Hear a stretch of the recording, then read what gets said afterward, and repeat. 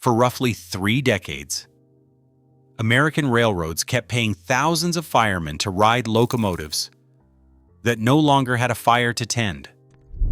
One of the strangest payroll mysteries in industrial history.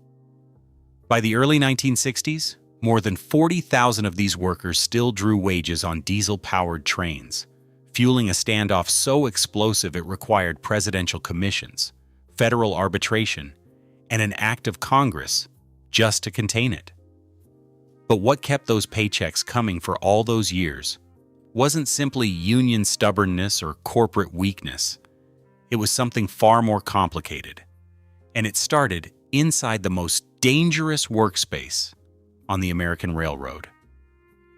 At the turn of the 20th century, a steam locomotive cab was a loud, heat-soaked, soot-filled chamber.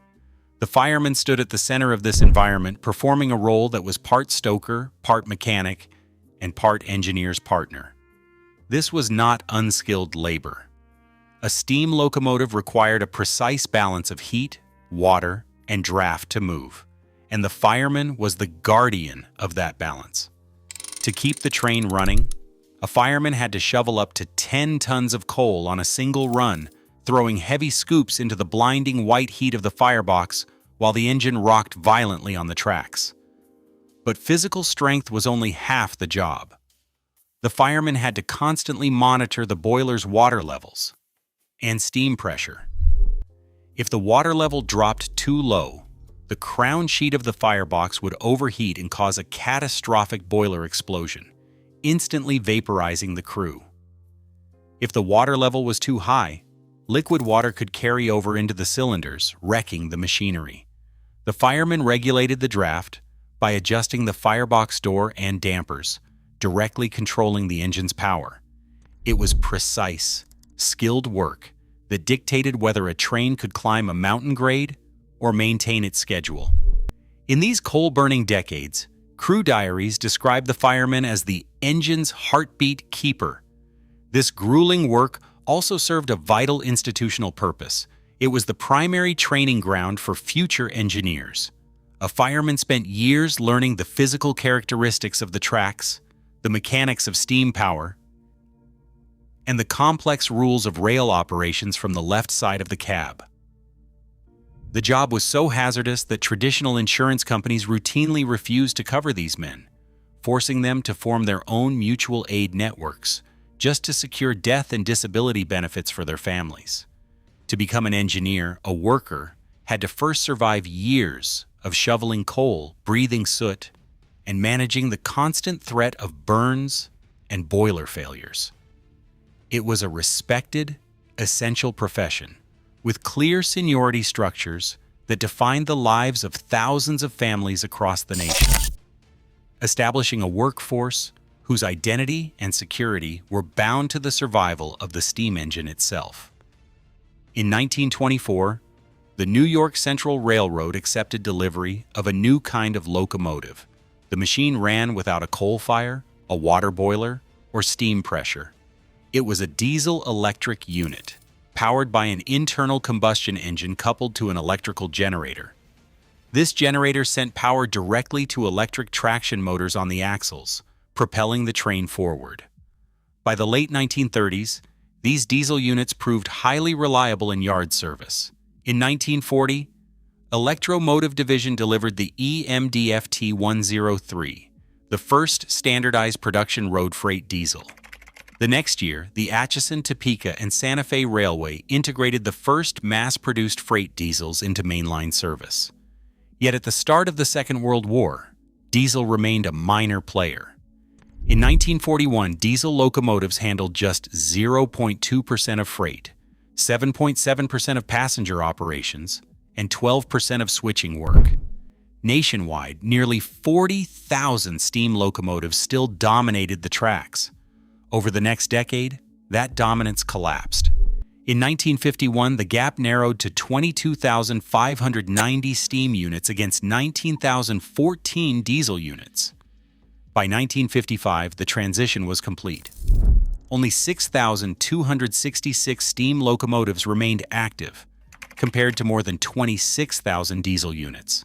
This technological transition rewrote the mechanics of train operation. In a diesel cab, there was no firebox to feed, no coal to shovel, and no boiler water level to manage. The complex, physically exhausting duties of the steam fireman simply ceased to exist.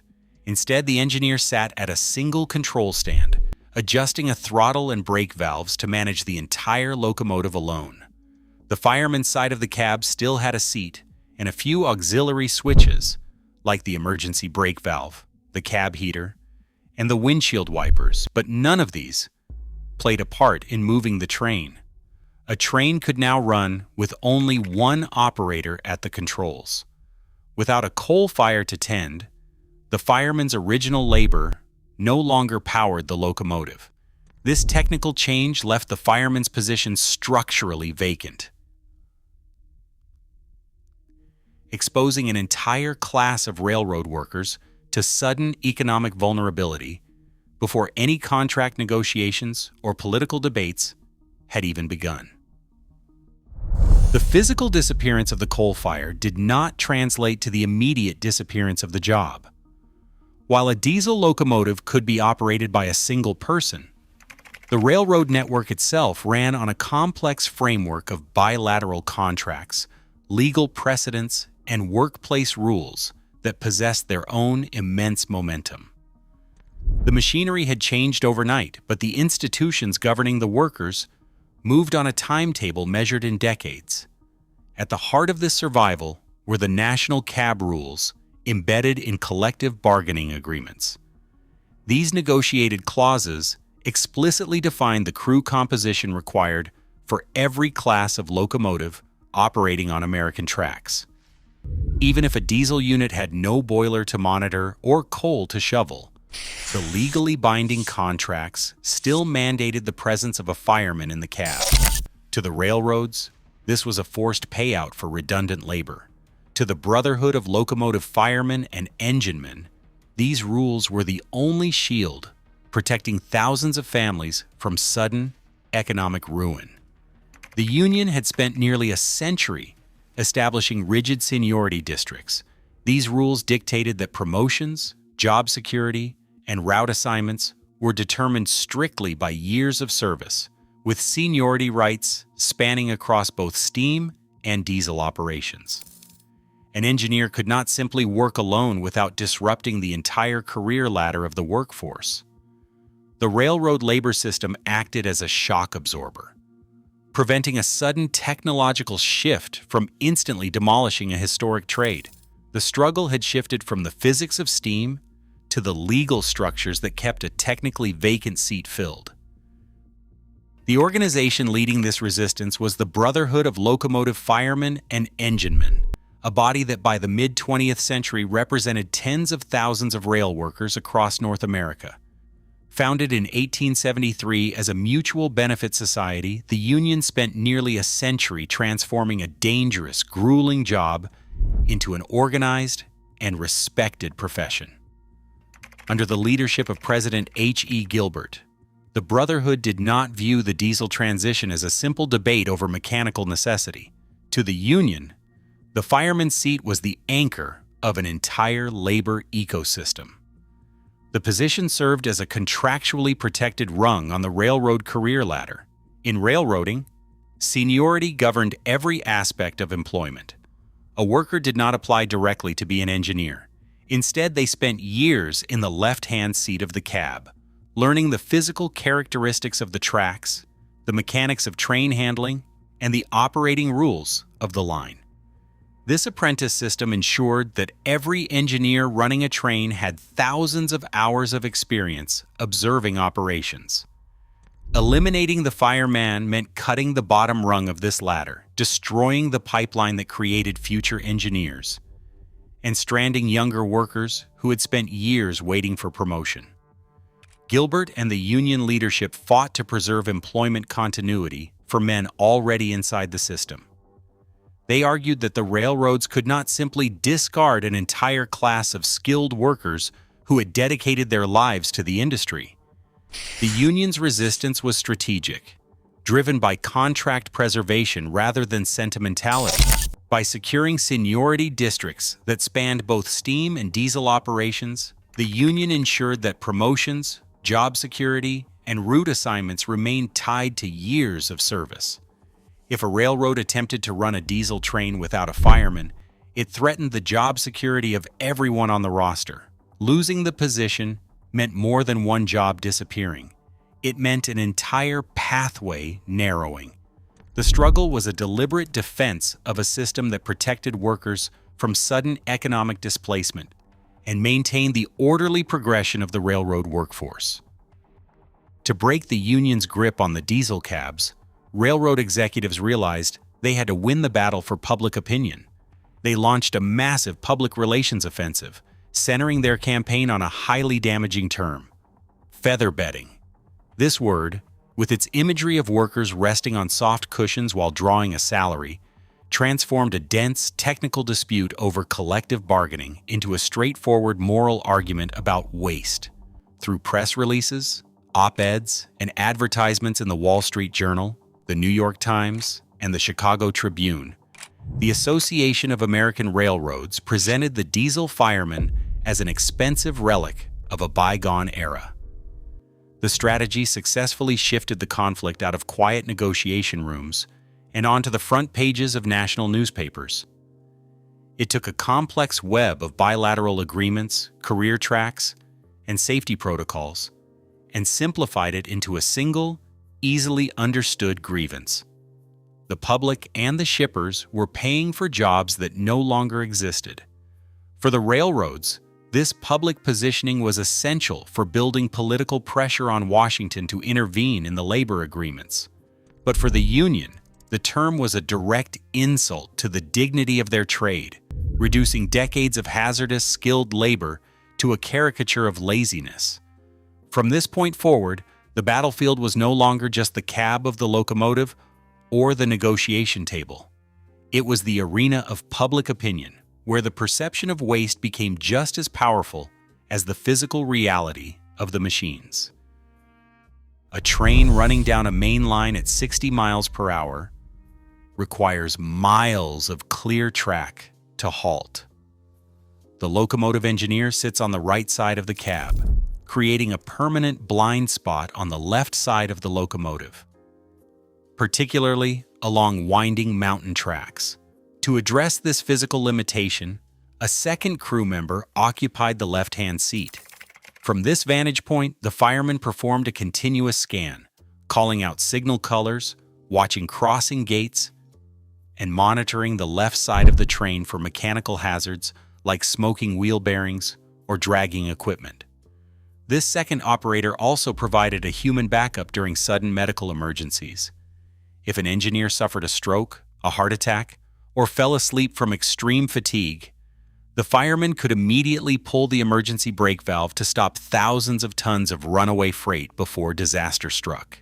Proving the exact safety value of this second operator, however, was exceptionally difficult because the historical record does not supply a perfect statistical scoreboard.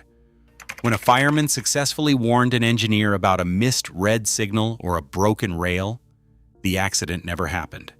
The event simply became a non-incident, leaving no trace in federal railroad safety databases. This sparse data left both sides to debate safety in the abstract. While the railroads pointed to automated safety devices like deadman pedals to argue that one person could run a diesel train safely, the union countered that mechanical failsafes were prone to sudden failure. The union presented the fireman as a vital layer of systematic redundancy, protecting against the unpredictable nature of human and mechanical errors. This position framed the second person in the cab as a necessary shield against operational hazards, presenting a serious argument for systematic safety under conditions of real-world uncertainty. The railroads built their case on balance sheets, translating the silent fireboxes into concrete liabilities. By the late 1950s, the financial condition of the American railroad industry was deteriorating.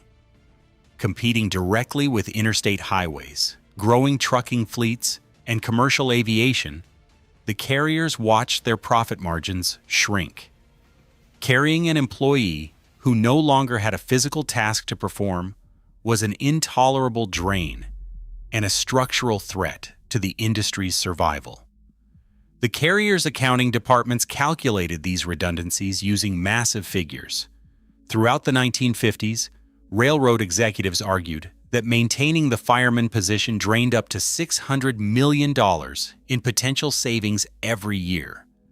When the Presidential Railroad Commission investigated the industry in 1959, its report concluded that these rules cost the carriers approximately $500 million annually. A subsequent academic analysis placed the yearly price tag of these labor clauses even higher, at $592 million. To put that number in perspective, the entire railroad industry generated only $681 million in net earnings that same year. The unions disputed these calculations, arguing that management inflated the numbers by bundling unrelated operating expenses and ignoring the safety value of the second crewman. But regardless of the exact total, the scale of the claims changed the nature of the fight. A dispute over a single train crew's duties was no longer a matter for local negotiation. It became a national economic emergency, forcing the conflict off the individual rail lines and directly onto the desks of policymakers in Washington. In Washington, federal policymakers viewed the brewing standoff not as a routine labor disagreement, but as a threat to the American economy. If the railroads locked out the workers, or if the Brotherhoods walked off the job, the nation's primary shipping network would grind to a halt. The market had failed to find a solution, forcing the federal government to step in and contain a crisis that private negotiations could no longer manage. This intervention did not happen overnight. During the Truman administration, early emergency boards attempted to diffuse the initial crew-size disputes, but these panels repeatedly deferred to traditional collective bargaining mechanisms, leaving the core problem unresolved. By the early 1960s, with a nationwide strike looming, President John F. Kennedy escalated the government's role by appointing the Presidential Railroad Commission. This body launched a comprehensive inquiry, holding extensive public hearings and gathering testimony from safety experts, economists, and rail officials. On February 28, 1962, the Commission delivered its final report. The findings were clear. Diesel locomotives technically required only a single operator, and the union's safety arguments lacked the quantitative backing to justify keeping the second seat filled. The Commission recommended a gradual reduction of firemen through natural attrition and voluntary retirement. But when the railroads accepted the findings and the unions flatly rejected them, the voluntary framework collapsed. With a devastating strike scheduled for the summer of 1963, Congress took an unprecedented step. Lawmakers passed Public Law 88-108, establishing a compulsory arbitration process that outlawed strikes or lockouts over the dispute. This legislative move shifted the entire conflict out of private boardrooms and into an official federal arena. The future of 40,000 rail workers was no longer a matter of contract negotiations. It was now a question of national transportation policy, governed by a state-appointed panel with the power to impose a binding solution. On November 26, 1963, Arbitration Board 282 issued its binding ruling, establishing the legal blueprint for the phase out of the Locomotive Firemen. The award split the difference between technical reality and labor protection. Rather than erasing 40,000 jobs overnight, the board designed a system to manage the position's disappearance through seniority tiers and structured attrition. Under the text of the award, firemen with 10 or more years of seniority received total protection.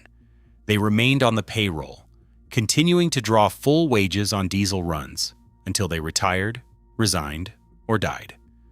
For those with 2 to 10 years of service, the railroads could reassign them to other operational roles, but the carriers had to guarantee their existing earnings for up to 5 years. Firemen with less than 2 years of service were dismissed, but received lump sum severance packages to cushion the economic blow. The ruling authorized the eventual elimination of up to 90% of the active diesel fireman positions. But because of the heavy seniority protections, the immediate impact was an employment freeze. The board projected a 5.5% annual attrition rate, relying on natural retirements to slowly empty the left side of the cab over several decades. The award also allowed individual railroads to negotiate local agreements, preserving the fireman's seat on specific heavy freight or mountainous routes where local safety factors justified a second operator. By codifying these transition rules, Award 282 did not instantly resolve the dispute. Instead, it built the legal framework that allowed the fireman's job to persist on paper long after its physical purpose had vanished. The ruling converted a volatile industrial strike into a managed, multi-decade decline. In May 1964, the theoretical compromise of Award 282 collapsed into physical resistance. More than 30,000 firemen walked off the job, establishing picket lines at major rail yards across the Union Pacific, Pennsylvania, and Baltimore and Ohio systems. The wildcat strikes paralyzed freight transit. The labor dispute had survived the legal decision. The ruling had sought to manage a peaceful phase-out. But on the tracks, the transition triggered immediate, localized warfare. Railroads moved quickly to implement the crew cuts, prompting the unions to file thousands of formal grievances and National Labor Relations Board complaints accusing carriers of contract violations. To keep the freight moving, the railroads sought help from the federal judiciary. The U.S. District Court for the Southern District of New York issued emergency injunctions, halting a planned shutdown of the Pennsylvania Railroad's diesel yards and forcing workers back into the cabs under threat of federal penalty. Yet legal orders could not suppress the resentment simmering in the yards. In Baltimore, local disputes quickly turned hostile. Police arrested picketers for trespassing, while some striking workers resorted to sabotage, spraying diesel switch engines with oil to cause electrical shorts, stall the machinery, and delay operations. The battle continued, fracturing into hundreds of local skirmishes. Every clause of the federal ruling became a point of friction, debated by lawyers in courtrooms and fought over by crews on the ballast. While Award 282 provided a legal mechanism to empty the left side of the cab, it could not erase the anger of a workforce watching its career ladder systematically dismantled. The legal battles of the mid-1960s did not end the fireman's career with a single, decisive stroke. Instead, they began a slow, generational retreat. While the physical fireboxes were cold, the legal machinery created a long, quiet tale for a job that no longer had a purpose. The survival of the firemen on the payroll came down to the human mathematics of attrition. Under the agreements, those with 10 or more years of service could not simply be fired. They stayed in the left-hand seat, drawing full wages, protected by their seniority, until they retired, resigned, or died. A seniority freeze took hold. As older workers remained, railroads stopped hiring new firemen. In 1963, roughly 40,000 firemen were on the books. By 1970, that number had drifted down to 28,000. To speed up this gradual decline, railroads turned to direct financial buyouts.